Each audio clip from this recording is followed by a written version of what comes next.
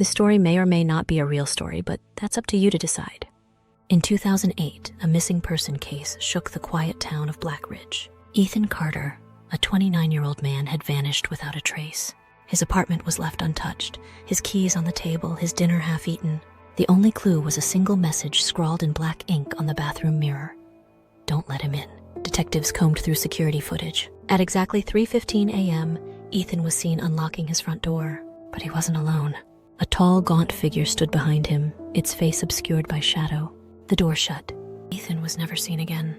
Friends described Ethan as paranoid in the weeks before his disappearance. He spoke of someone watching him, someone who knew his every move. He mentioned waking up to whispers, the feeling of cold breath on his neck, but no one believed him until they started seeing him. A month later, a neighbor reported strange activity in Ethan's apartment.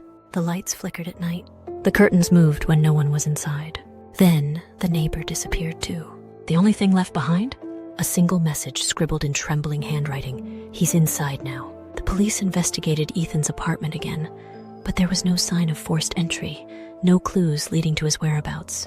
Yet, something felt off. One officer swore he saw movement in the reflection of the bathroom mirror, something shifting in the shadows, just beyond what the eye could catch. More disappearances followed.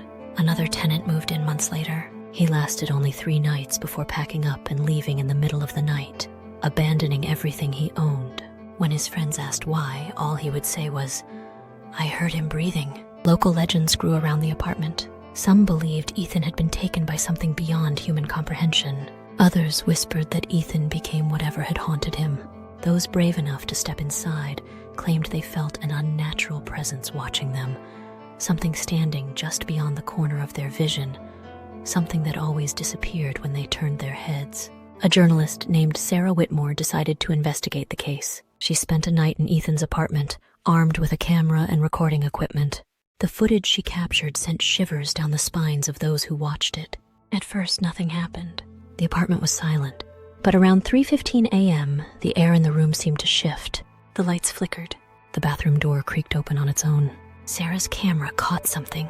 A figure standing in the dark hallway, tall and motionless. And then, just before the footage cut to black, a whisper was heard. "You shouldn't have come." Sarah was never the same after that night. She left town, refusing to speak about what happened. When asked, all she would say was, "He's still in there." To this day, Ethan Carter's case remains unsolved. His apartment remains empty, untouched. The landlord refuses to rent it out. And those who dare to peek inside say they sometimes see movement in the window, a shadow standing there, waiting. And if you ever find a note that simply says, "Don't let him in," you should listen. If you want to hear more terrifying stories like this one, make sure to subscribe to Stories by Night. Who knows? The next story might just be real.